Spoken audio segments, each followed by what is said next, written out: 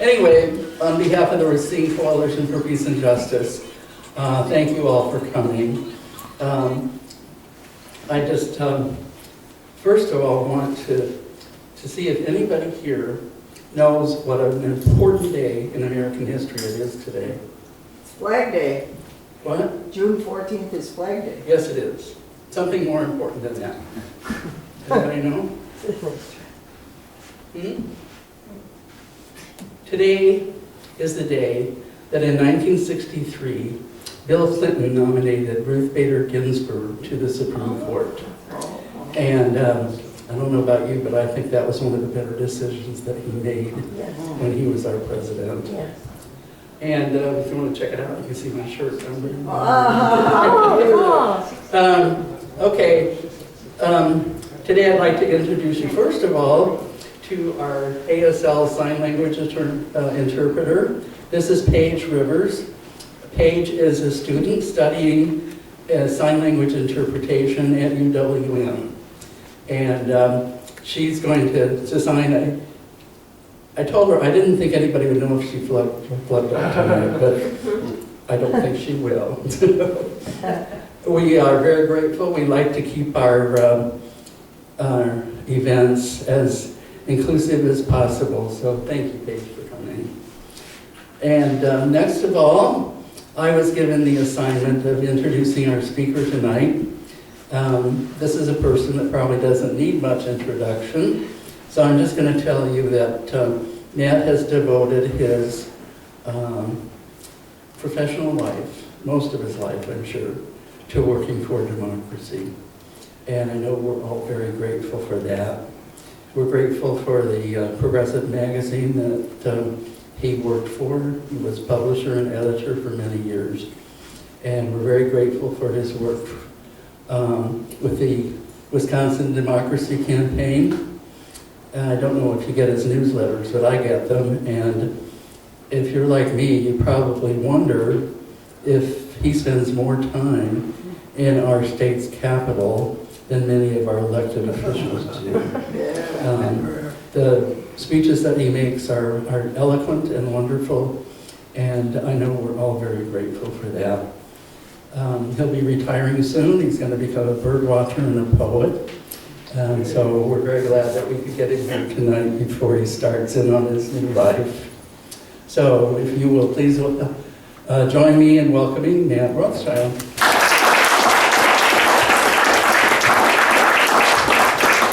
Thanks so much, Shirley, for that sweet introduction. I've actually been a bird watcher for 60 years, but I was a poet, not really, in a poetry class at UWM about 38 years ago, and I vowed when I retired that I was going to write poetry, so I'm going to try to make good on that promise. I want to thank Pastor Darren and the church for hosting us tonight, too, and it's just great to be back here. I've spoken to the Racine Peace and Justice Coalition several times. I always enjoy coming over to Racine, and if I have extra time, as I did this afternoon, I always go over to Dewey's for their onion rings, which I think are the best onion rings in the state. So I am going to talk first about a couple issues that are current in the news, and then I will get to the heart of my talk today on campaign finance and its implications. But I would be remiss if I didn't talk first about the issue of the shared revenue bill here in Wisconsin, and secondly about the Trump indictment. So on the shared revenue bill, I just want to say that it is a terrible bill for democracy.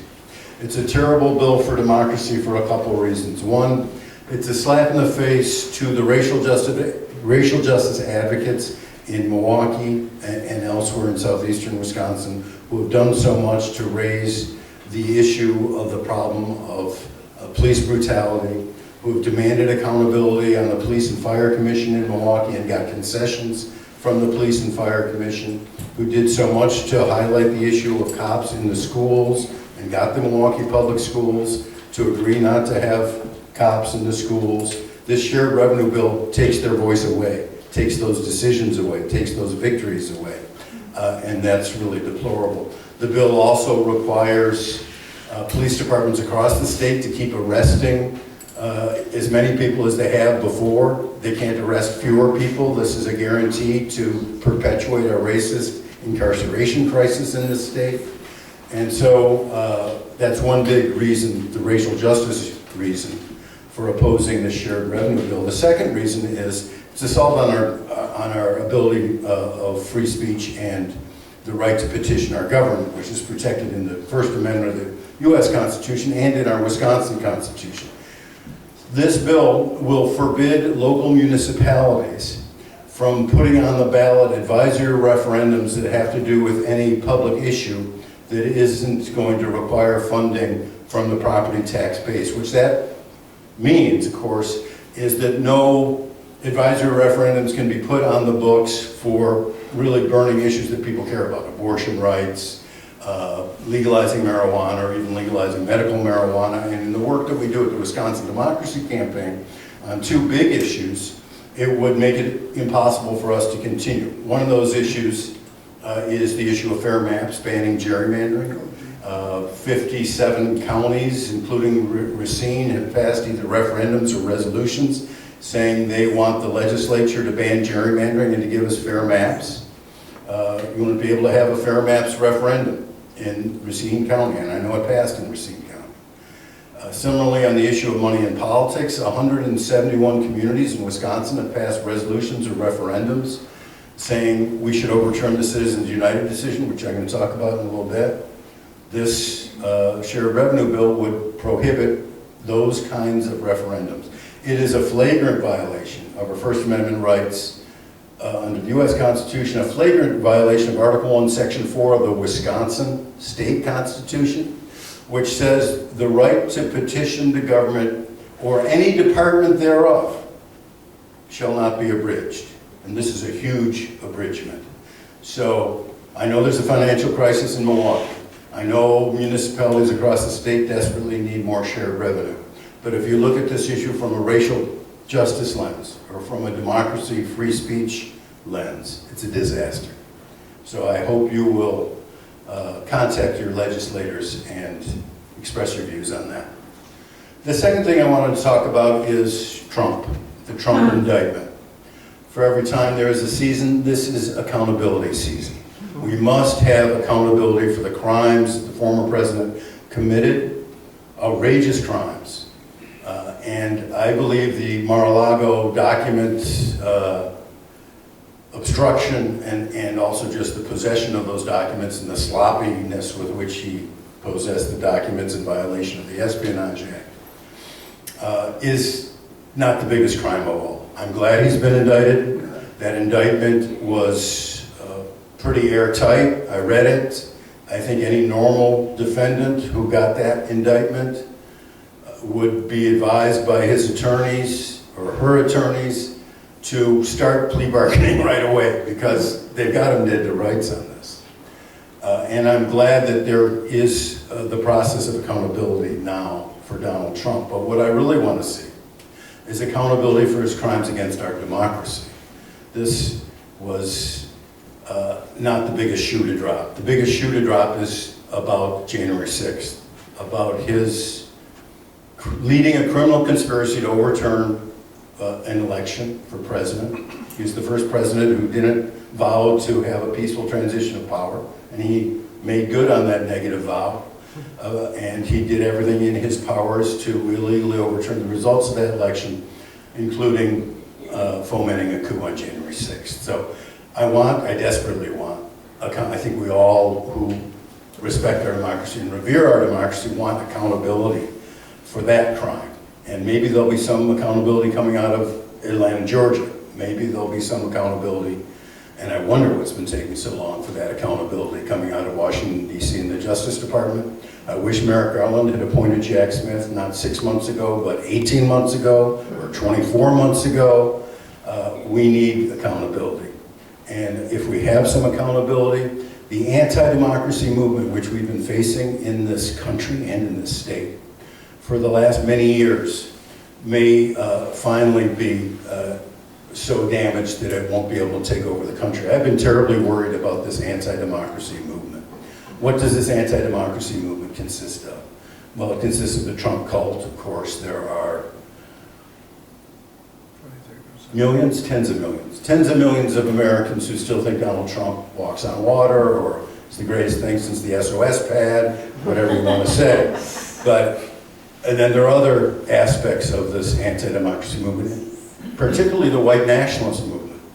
This racist, armed, white nationalist movement is a very scary thing to behold, and our mainstream press has not done a good enough job describing what these white nationalists believe, because they are, let's put it mildly, hostile to democracy. Let me put it more accurately. They revel in authoritarianism, and they fantasize about mass murder. The Proud Boys, I'm not exaggerating, wear t-shirts with the initials 6MWE. 6 million wasn't enough. Adolf Hitler didn't kill enough Jews in the Holocaust, is what that t-shirt means. They wear t-shirts that say, Pinochet did nothing wrong. Augusto Pinochet, the Chilean dictator who overthrew the democratically elected Salvador Allende. Pinochet's forces killed thousands and thousands of people. His military and police and death squads tortured tens of thousands more people. And they say Pinochet did nothing wrong. That is the kind of authoritarianism, bloody authoritarianism, that those people believe in. And unfortunately, our mainstream press basically described them as white guys in camouflage who like guns and play in the woods on the weekends or something. I mean, they're a lot worse than that. And this is a fascist movement. It's not just an authoritarian movement. Authoritarian movements could be just, you know, a couple generals with a few tanks who overthrow a government in a coup and don't have a mass base. Trump has a mass base, and that's one of the scariest things about him. And so I haven't used that F word in public my whole time at the Progressive, which was 32 years, because people were telling me we're a fascist country, and I'd say, we're not a fascist country. If we were a fascist country, I wouldn't be able to publish the Progressive magazine. And I still don't think we're a fascist country. If we were, you know, I'd be arrested, you know, as soon as I finished talking or in the middle of the speech. But we are certainly closer to fascism than I ever thought we would be. You know, when we saw what happened on January 6th, and I watched it live on CNN with my wife, as I'm sure many of you did, we were just wondering, you know, how's this electoral college vote going to go? And holy smokes, there were thousands of people out there storming the Capitol. And it wasn't an accident that there was a huge Confederate flag one of those people was waving inside the Capitol. So we should understand what this anti-democracy movement is about. We should understand that it is also fed by irrationalism. There's such a large percentage of people who believe the most irrational things about COVID, about the November 2020 election, about QAnon. I mean, if you looked at the QAnon belief system, I mean, it's really out there. And it's hard to have a functioning democracy with that level of irrationalism. And then the last ingredient of this anti-democracy movement is the right-wing and far right-wing media ecosystem that feeds millions of Americans this propaganda as if on a 24/7 IV drip. And it's garbage in, garbage out. Or let me put it more poetically, I've been looking at William Butler Yeats' poetry lately as I'm gearing up for my poetry project. And he has a couplet that says, "We fed the heart on fantasies, and our hearts have grown brutal from the fair." Now, these people have been fed fantasies, brutal fantasies, and that's why their hearts have hardened. So this is what we've been up against while Trump was in office, after November 2020, right up to this very moment. And so I don't want to minimize the risk of the anti-democracy movement. I'm going to say at the end why I'm still hopeful, despite everything, and I will return to this topic briefly. But you didn't ask me to talk either about the shared revenue bill or about Trump. You asked me to talk about campaign finance. So I'm going to talk about campaign finance, not just because you assigned it to me, but also because it's what we do day in and day out at the Wisconsin Democracy Campaign and have done since 1995. We track and expose the money in our politics, and we advocate for a broad range of pro-democracy reforms. The real problem of the issue of campaign finance is that our laws are extremely lax, and because of a series of horrible U.S. Supreme Court decisions, the super rich and the corporations in our society and in our state have much more power than any of you have, or any average citizen has, over who gets elected and what laws are passed and what policies are pursued. We don't have an equal say in the political sphere. We're supposed to have an equal say. That's what one person, one vote is all about. Here's a funny little anecdote, or absurd little anecdote, that I learned about just the last week that shows the real absurd lengths to which the false equations brought to you by the U.S. Supreme Court have led. In Delaware, the state legislature in Delaware is considering a bill right now for a town called Seaford that would allow corporations to have a vote. And I looked up the bill and it said, it's not one person, one vote. It would be one person, one entity, one vote. That's how they're changing our fundamental principles of human beings being able to control our democratic process in a democracy to corporatocracy. So let me just talk about briefly the edifice of this U.S. Supreme Court building that we're all living in, that allows corporations and the super rich to dominate our political arena. Goes way back to 1886 in a decision called Santa Clara County versus Southern Pacific Railroad, where the U.S. Supreme Court, though it wasn't the single U.S. Supreme Court justice who said it, but the U.S. Supreme Court, a staffer in writing the decision, or a head note to the decision in Santa Clara County, said corporations are persons. And from there on out, future Supreme Courts have cited that as a precedent that corporations are persons. That was 1886. Let's fast forward to 1976, to Buckley versus Vallejo, which added the second false equation, saying that money is speech. And because money is protected by the First Amendment, because speech is protected by the First Amendment, you can't regulate how much a rich person or a corporation spends to try to tell you who to vote for. And then there have been subsequent decisions that were also kind of nasty, including in 2007, Wisconsin Right to Life versus FEC, which is a decision that said these so-called issue advocacy groups can't be regulated by the state when they are advertising in the months leading and weeks and days leading up to the election, so long as they don't say the magic words. And what are the magic words? Vote for this candidate or don't vote for that candidate. And so that allows the dark money groups to, and you've seen them all, they will not say don't vote for Governor Evers or don't vote for Mandela Barnes, but they'll say, tell Governor Evers to stop letting, rapists out on the street. Here's his number, call his number, 608, whatever. Well, it's the same thing, functionally, as telling people not to vote for Governor Evers, but they don't have to disclose who their donors are or any of their expenses when they're doing those ads, because they don't use the magic words. So that's a bad joke, too.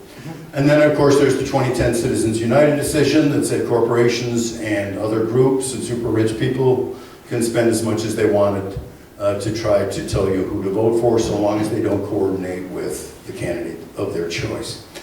And then there's the McCutcheon decision of 2014. This was a poor little rich man in Alabama named McCutcheon who had already spent more than $500,000 in trying to elect Republican candidates all across the country. And there was a limit set by the McCain-Feingold law that said you can't spend any more than that. And he wanted to spend more than that, saying that it's free speech rights. So these are free speech rights for people who have enough money that they can just throw $500,000 down the toilet for campaigns.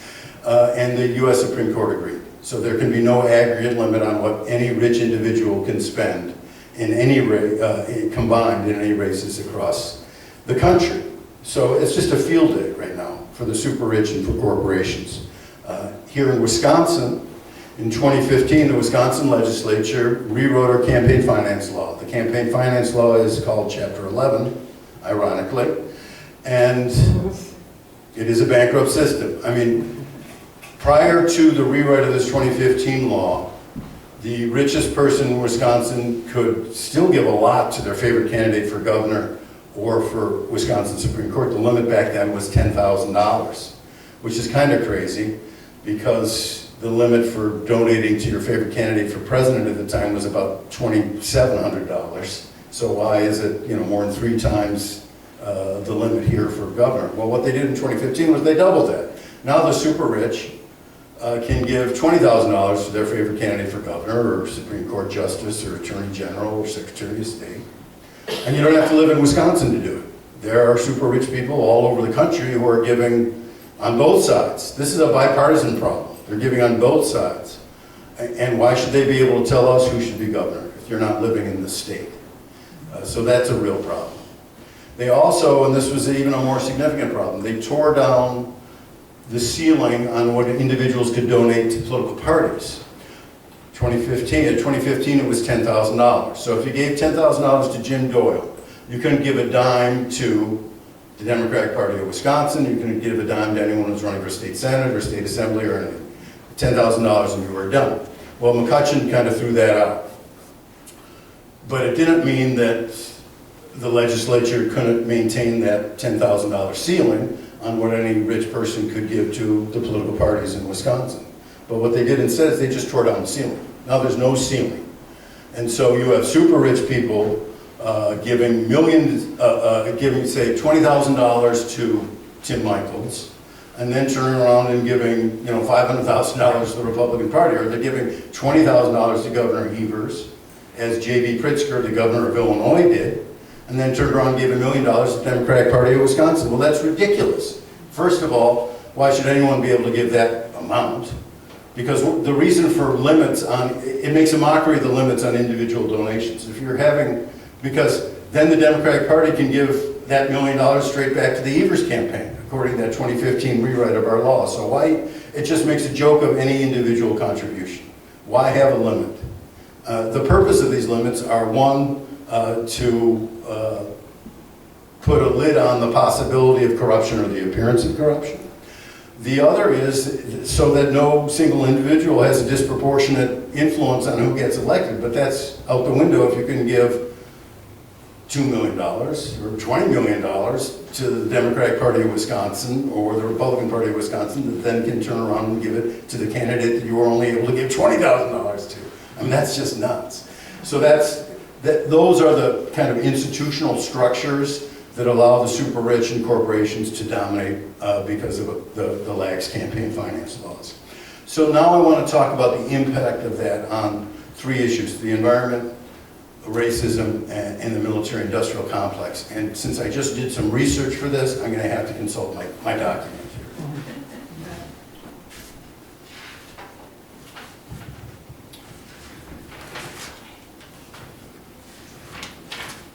So on the environment,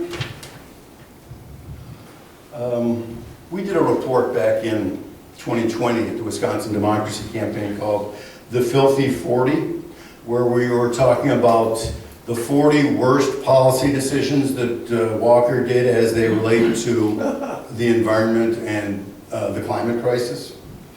So many of these Walker-era anti-climate policies were approved by Republicans in the legislature because of support that they got from powerful special interests, including business, manufacturing, construction, real estate, transportation, ag, and banking. Between January 2011, when Walker Walker came in.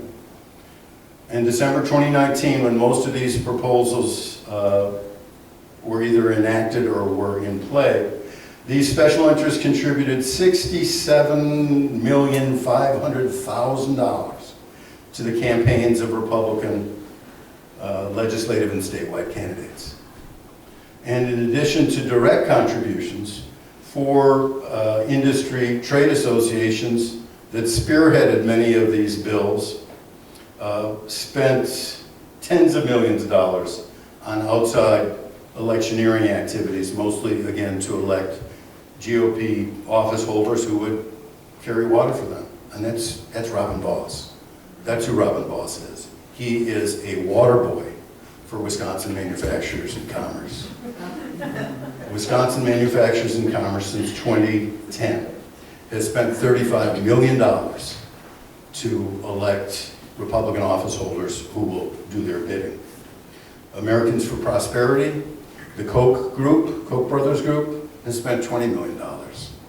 And these are the two most powerful forces in the legislature. WMC, Wisconsin Manufacturers and Commerce, the biggest lobbyist in the state. So just one example of the bad legislation that was passed as far as our environment goes because of this powerful special interest spending. They passed a law that prohibited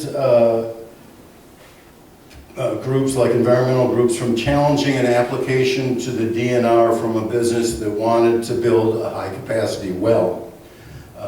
The DNR couldn't challenge it on the cumulative impacts that proposal might have, taking into consideration existing high-capacity wells that are out there. And high-capacity wells is, again, another term that is hard to grasp unless you understand and unless the media puts this in the next sentence, that a high-capacity well is a well that sucks up 100,000 gallons of water a day at a minimum.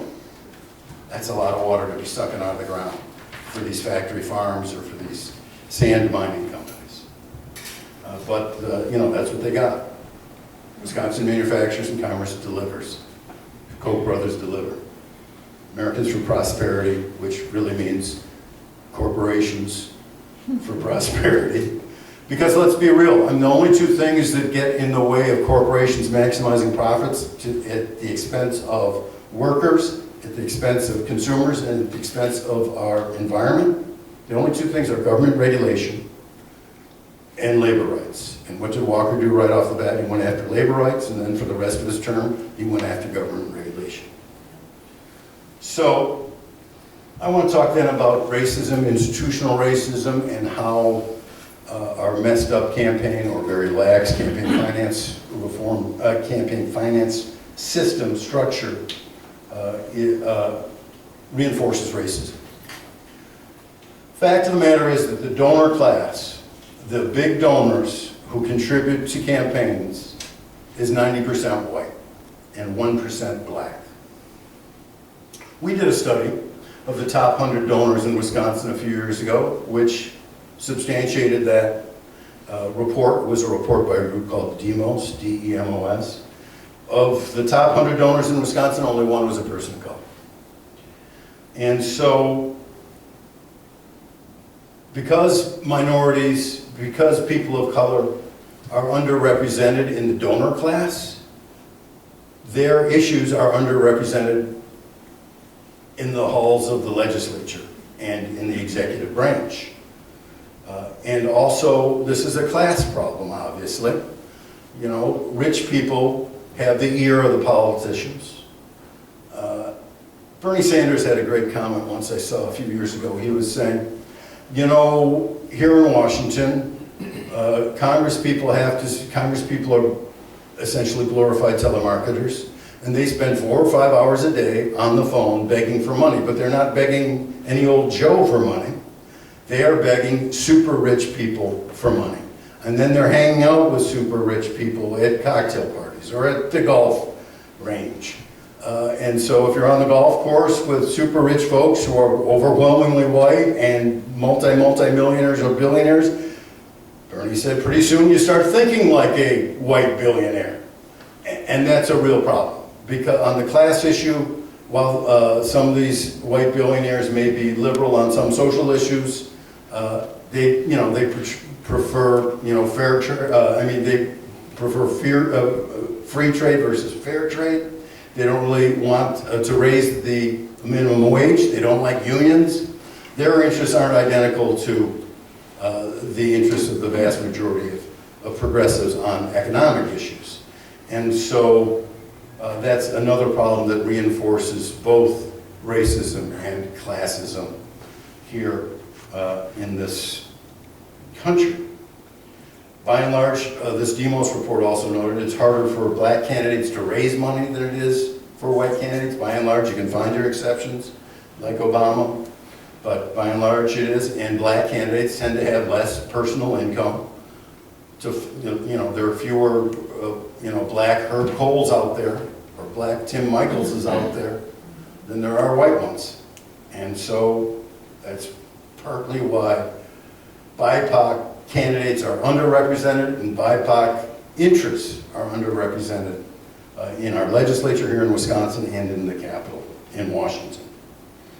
Now, how does money in politics and our campaign finance system intersect with the military-industrial complex? Well, I used to work for Ralph Nader back in the day. That was my first job out of college. And he founded Public Citizen, this great nonprofit advocacy group. And Public Citizen in 2022 came out with a report, not a great title, a long title, I'll give it to you now though, it's not a bumper sticker. Military-industrial complex clinches nearly 450,000% return on investment was the title. And the subtitle was, after industry gives $10 million to the Congressional Defense Committee, the members sitting on the Congressional Defense Committees, the Pentagon received $45 billion more in spending. The specifics were the military-industrial companies contributed a combined $10 million in the 2022 cycle to lawmakers who voted to lavish the military with tens of billions of dollars more than either the Pentagon or the White House requested. The current military budget here in the United States, $858 billion. And they don't want to cut it. They want to keep expanding it. So what's the solution here? Well, there's a long-term solution, and the long-term solution is to overturn the Citizens United decision. There's a great group in Wisconsin called Wisconsin United to Amend that has been doing a lot of the organizing work across the state. I mentioned the referendums, 171 municipalities passed these referendums or resolutions, thanks in large part to the volunteer efforts of the great folks at Wisconsin United to Amend. Wisconsin is second only to Massachusetts in the number of communities that have come on board for amending the Constitution to proclaim finally what needs to be proclaimed, that corporations actually aren't persons, and money actually isn't speech, and we as citizens in a democracy should be able to have some say over who gets to dominate the dialogue, and some ability to give us something like a level playing field in the political arena. So that's a great thing that is underway across the country. Wisconsin's one of the leaders in this movement, especially Wisconsin United to Amend. We work with them a lot at the Wisconsin Democracy Campaign. That's going to take a while, so that's a long-term thing. Medium term, we need to rewrite our campaign finance law from 2015. And Senator Larson here in Milwaukee has introduced in the last couple of sessions a comprehensive campaign finance reform bill. He's going to reintroduce it again this summer or early fall.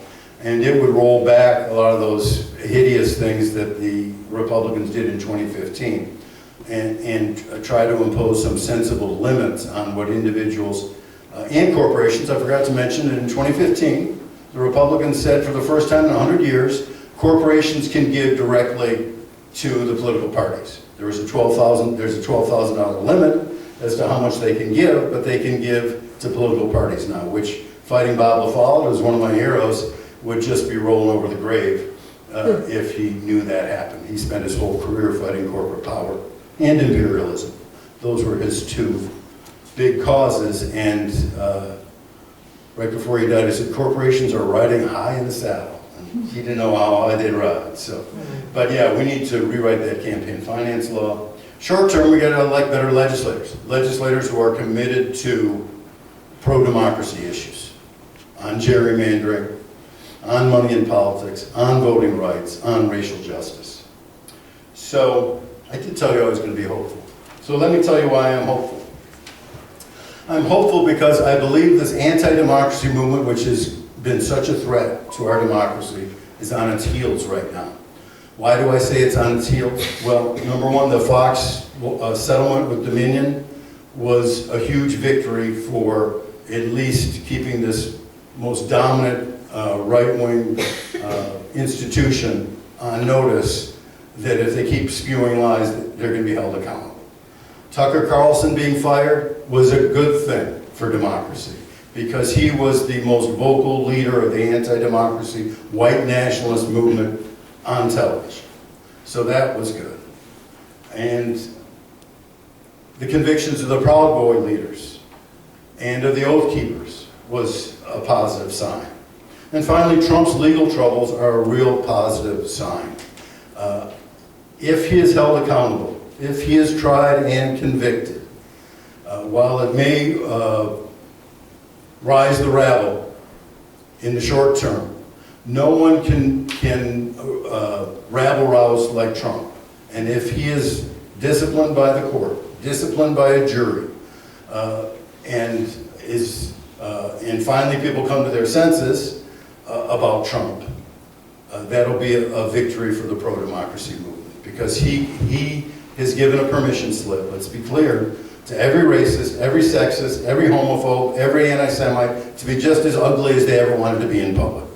And that's what we've seen over the last 6 years, 7 years.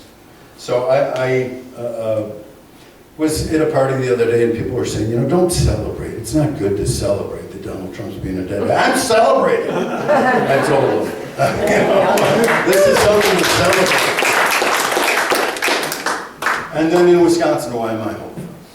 I'm hopeful because Governor Evers won and Justice Justice-elect Protasiewicz won. We're nonprofit. We can campaign for them. We're not allowed to campaign for them. After the campaign's over, I can say, yeah, I'm happy they won. I'm happy they won because they provide two powerful checks on this Walker counter-revolution that we've been enduring here in Wisconsin since 2010. And on the fair maps issue, Protasiewicz has said quite clearly that she would entertain a case that would overturn these rigged maps. And since we spent a big part of our time with the Wisconsin Democracy Campaign over the last 8.5 years I've been there on getting fair maps, this is a very welcome development. And on the issue of that abortion case, 1849, really, women in Wisconsin have to suffer under a law that was written in 1849 before 70 years before women had the right to vote. I mean, how outrageous is that? So she's good on that, and I believe that law will be thrown out as well. So that's one positive. Young people, another positive. The turnout of young people in Wisconsin was higher than in any other state in November 2022. The turnout in the Supreme Court race here was extraordinarily high. There were lines at UWM, lines at UWM.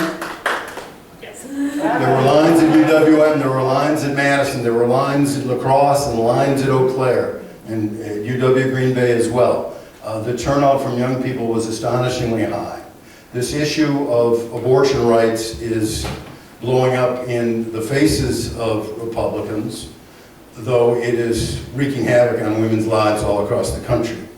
And so the activism of young people is a big plus. Francesca Hong, who's our representative in Madison, a very young person herself, told me the other day, the kids are all right. That was her. I asked her what makes her hopeful. She said the kids are all right. And I thought that was kind of neat. Here's another thing that I've been hopeful about since being at the Wisconsin Democracy Campaign, because when I was at the Progressive, we kind of thought we were up on Mount Olympus there, and while we knew there were other pro-democracy nonprofits in Wisconsin, and we were just, short-staffed and just churning out this magazine every month, which is all we could do. We couldn't really do coalition work. But I am very hopeful about the health of the pro-democracy nonprofit sector in Wisconsin. We all work together. We have Zoom calls. Since COVID, we've had Zoom calls every other week, Wednesdays at noon. We divide into subgroups. Today at noon, I was in a legislative subgroup where we talked about the shared revenue bill. Yesterday, I was in a subgroup meeting that I helped lead for a while that meets every week, where we do the communications experts in each of the nonprofit groups, the League of Women Voters, Democracy Campaign, Disability Rights Wisconsin, and a bunch of others. We all huddle together and decide or discuss, what are the issues of the week, what are the biggest stories, what do we need to say about them, how should we message. So this idea that I heard a lot about 8-9 years ago that liberal groups, progressive groups, we're all in our different silos, we don't work together, we're all combating each other because we're scrambling for a finite amount of money and we're elbowing each other out of the way. It's just totally the wrong picture. The right picture is that we are a unified sector by and large. We're working together, and there are tremendous people who are a generation or two behind me who have tremendous skills in some areas that I have no skill whatsoever, and they will lead us forward. So I'm very excited about that. I'm just going to mention two more things that I think are big, and these have happened over the last 2 years that make me more hopeful than ever about the health of our pro-democracy movement here in Wisconsin.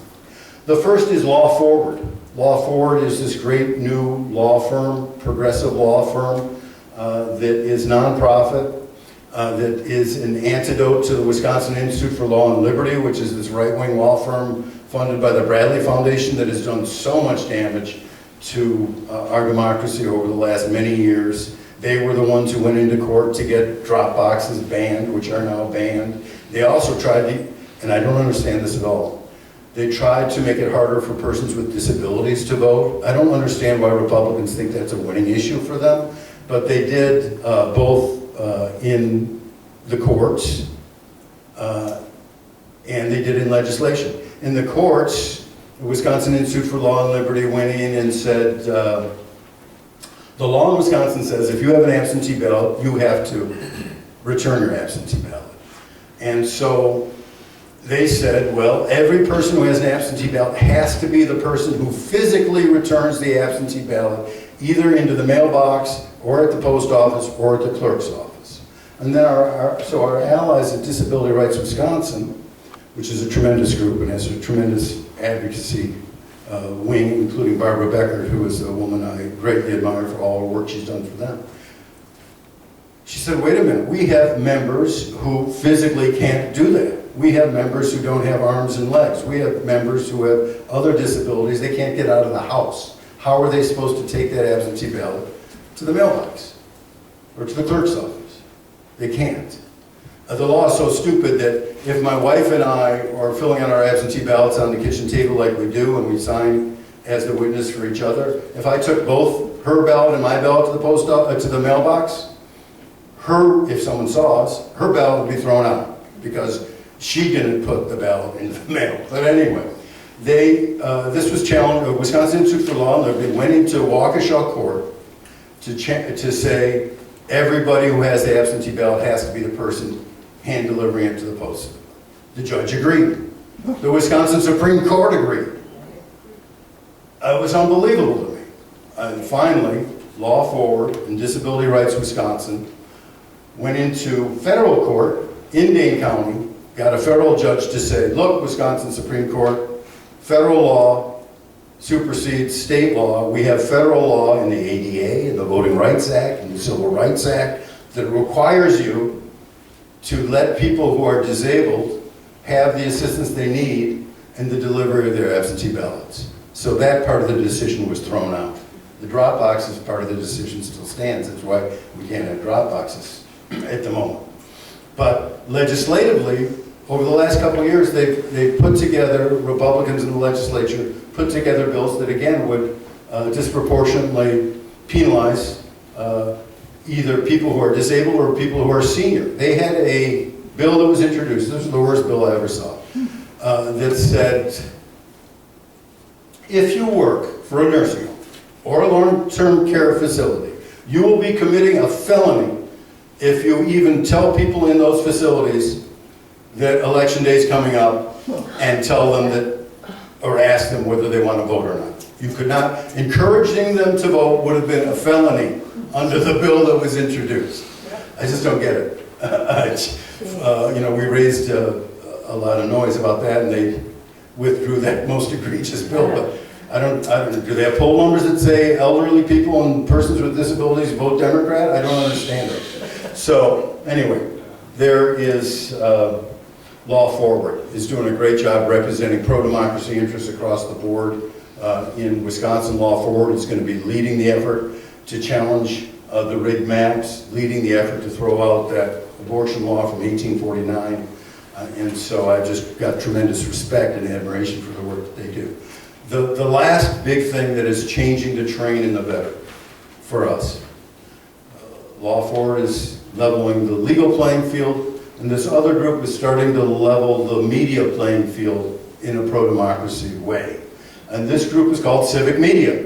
Civic Media is this network of progressive radio stations around the state that started in Madison with Michael Crudy or Dom, Crudy and Dom, Devil's Advocates. You may have heard it, they have a Waukesha station too.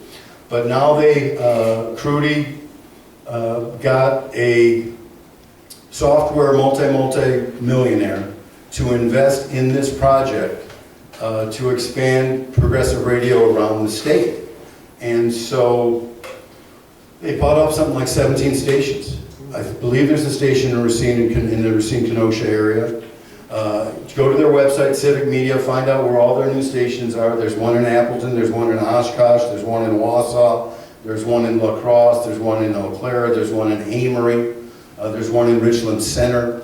And so they will act as, they are already acting as a counterbalance to all this terrible right-wing radio that's been so dominant, especially in this part of the state, but all over Wisconsin. Whenever I drive around, I'm coming home late at night, I want to stay awake, I'm just scanning the radio, and it's either right-wing radio, right-wing religious radio, and this is an alternative. The people who are interested in local radio, and it's hyper-local too. They're doing sports, they're doing Friday night football games or baseball games in the local community. So I think it's a very promising model, and it's an effort to really have more of a community. Yes, it's progressive, but they will have, I was thinking people from different perspectives on. There was a show on, I was listening to yesterday, Todd Albaugh's show, who was a former recovering Republican, and he used to be Dale Schultz's chief of staff, and I like Dale Schultz too a lot. And anyway, he was talking about Paul Ryan, and Paul Ryan had said some things about Trump that were helpful in some ways. So they'll have other people on too, and it's a call-in show, so you can call in. But those are the things that make me hopeful, even as, there are a lot of problems out there. And I'll take questions in a second. I just want to say, when I look back, one of my favorite things at the Progressive was publishing original poetry, not my poetry, but poetry from other folks. And one of the writers I got to write regularly at the Progressive was a tremendous poet, an essayist, an activist named June Jordan. Many of you may know June Jordan's work. She has this phenomenal long poem called War and Memory. And there's a couplet in that poem that has stayed with me for a long time, and it resonates with me now, because she said, "I lust for justice and I make my quest arthritic." Well, I still lust for justice as much as I ever have lusted for justice, but I am definitely getting arthritic.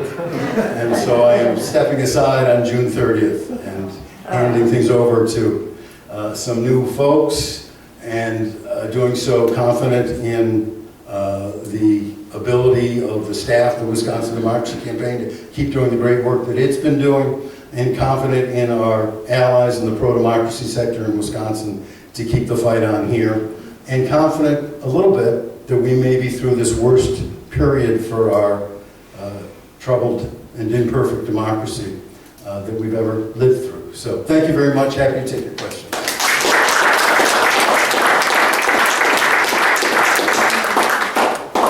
Could you describe a scenario that you see for the gerrymandered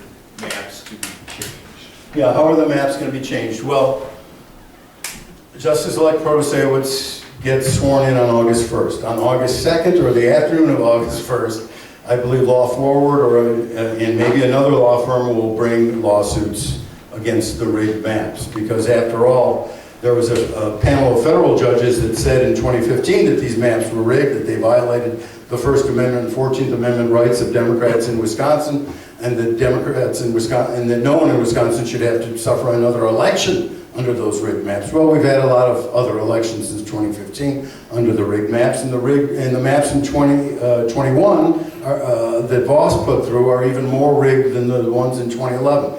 I was there, and maybe some of you were there, when that bill was being introduced into the at the legislature. Voss was on the witness stand. Voss was testifying. Voss admitted to the crime of gerrymandering because, first of all, he did his usual BS, excuse the expression, about saying we win because we have better candidates and better issues. But then he had a fatal concession when he said that, yes, we did use partisanship when we were drawing the maps, which means he looked at the proportion of Democrats in this district and that district and the other district, and then moved lines on the map here and there so Republicans would have a bigger advantage.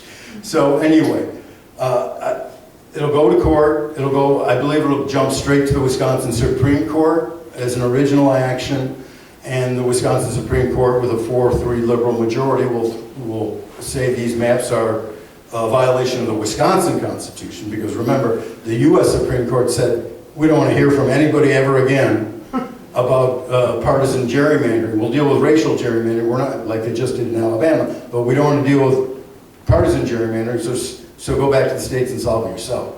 So, which is a chicken and egg problem, because the state is dominated by the same group that rigged the maps the first time. How are you going to solve the problem?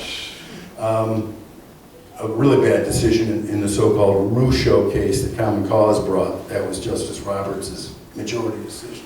So, Wisconsin Supreme Court will rule on it. If all goes tremendously well, they'll throw out the rigged maps in the fall. They will order the legislature to redraw the maps in a fairer way. If the legislature doesn't redraw the maps according to their instructions, they can appoint an expert, a special master, to draw the maps in a fairer way. So it is possible, it is conceivable, that we might have fairer maps in 2024.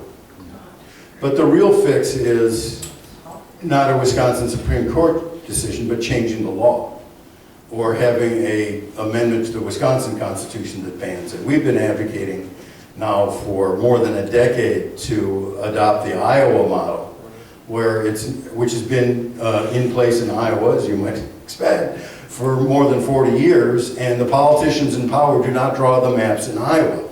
It is career civil servants who draw the maps. And the bill that has been introduced by Democrats, Jeff Smith and Devin Draka last session, I think they're going to do it again this session, would say that the Legislative Reference Bureau should draw the maps. The career civil servants from the Legislative Reference Bureau should draw the maps. Well, you might say a cynic would say they're biased too. But as in the Iowa model, there are specific criteria in the bill that Jeff Smith and Devin Draka have introduced prior that would prohibit members of the Legislative Reference Bureau to use demographic data to move a line here or there, except as necessary to comply with the Voting Rights Act. So I'm hopeful that we're going to get better maps sometime, whether it's 2024 or 2026. I can't tell you exactly, but we'll have better maps. But we really need to fundamentally fix it with a law, or even better, an amendment to the Wisconsin Constitution. How can we keep track of that? Well, you can contact the Wisconsin Democracy Campaign. You can, my colleague Beverly Speer, S-P-E-E-R, at wisdc.org will be a good contact on that after I'm gone. Common Cause, League of Women Voters, we're all working on this together, so any of those groups would be good to contact. And yeah, we're going to keep the pressure up until we get fair maps. WRJN in Racine, Kenosha is There you the go. civic media. WRJN is civic media in Racine. Yep, that's what I was gonna say. 99.9. Yes. And you can Regarding, call, sorry. Go ahead. And you can call in. Yeah, these are call-in shows, yeah. Yeah, it's been really great this last week, Awesome. very nonpartisan. regarding campaign finance, my understanding is that in England, they have the rule that you can only spend X amount of money on a campaign. And that really kind of cuts the head off the whole thing. Why can't we have something like that here? Well, we can't because of all the Supreme Court decisions, so that's one of the reasons why we need to amend the US Constitution. Yeah, I mean, these are democracies, you know, they say, well, you can't do that because it's against democracy. All advanced industrial, most advanced industrial democracies in the world don't let money dominate the way we let it here. So I don't think we should be looking in the mirror and saying we're so great because we're the democracy that lets super rich people and corporations dominate the political arena more than any other country does. I think I heard Senator Larson say that the maps would have to be done by April 15th of next year in order for 24. Right. Yeah, April 15th is the deadline for candidates to put in to file their papers for running for office, so it'll all have to be done before then. Yes. Are you acquainted with Sheldon Rowland's concept that what we have is inverted fascism, which amounts to rule by corporations? Yeah, Sheldon Rowland, a Princeton historian, very well respected. Yeah, I know of that book and of that terminology. I wasn't a huge fan of it, though I am an admirer of Sheldon Rowland and some of his colleagues there, including Arno Mayer at the history department there in Princeton. But I just think to throw around loosely the fascism word, number one, does a disservice to the people who actually died in actual fascist countries like Nazi Germany and Mussolini's Hitler. And number two, when real fascism comes to the United States, as it has been close to coming in the last few years, it's hard to distinguish if you've just been saying we've been living in a fascist place already. Because the change of actual fascism versus inverted fascism, or whatever you want to call what we've been living in for the last 30 years, is quite dramatic. And so I think it as a useful term, I don't really love inverted fascism. Regarding the Democrats, he called them an inauthentic opposition. Well, it's certainly true that the Democratic Party and the Republican Party both get a ton of money from corporate interests. Often both of them carry water for corporate interests, but they're not identical.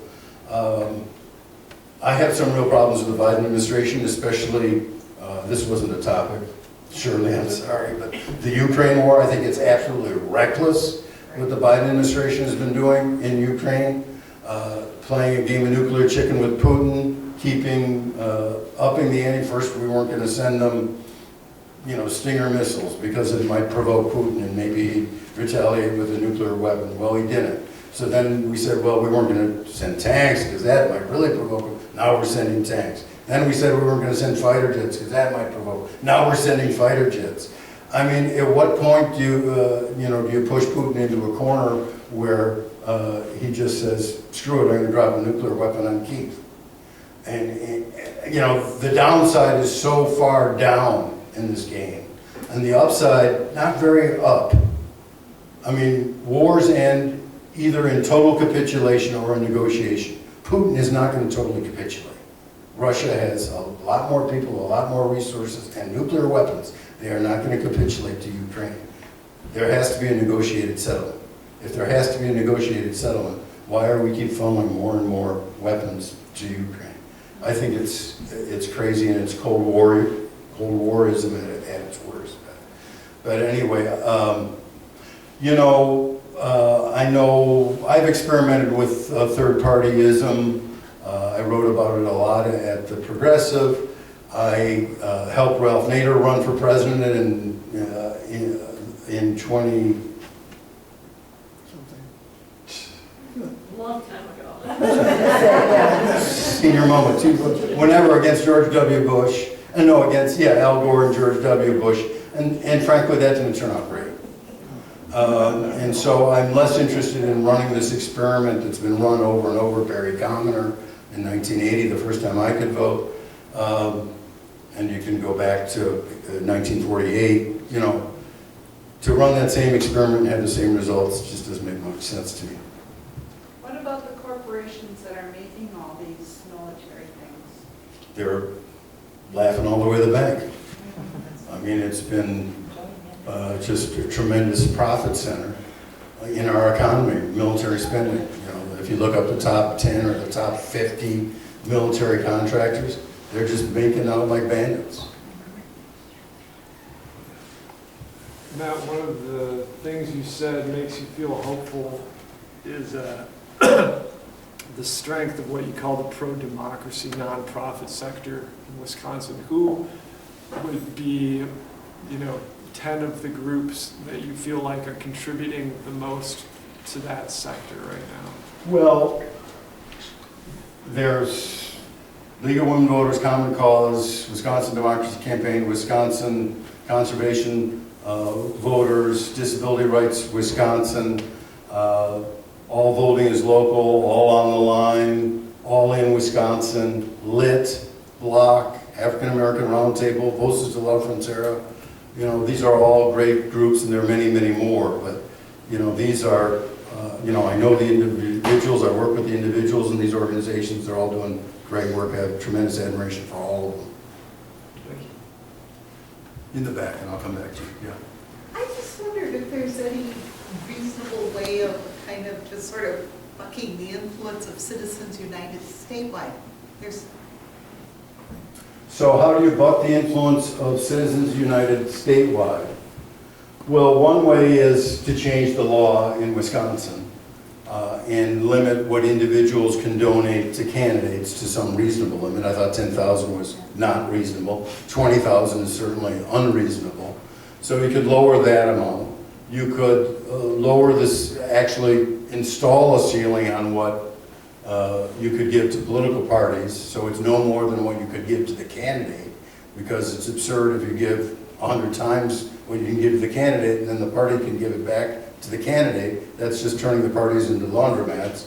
So is that answering your question or no? Yeah, I was hoping there was something realistic, but I mean, it may be that the Wisconsin Supreme Court has better rulings on some of these issues too. I didn't talk about the decision in 2015 by the conservatives on the Wisconsin Supreme Court to let Scott Walker totally off the hook for his campaign finance violation.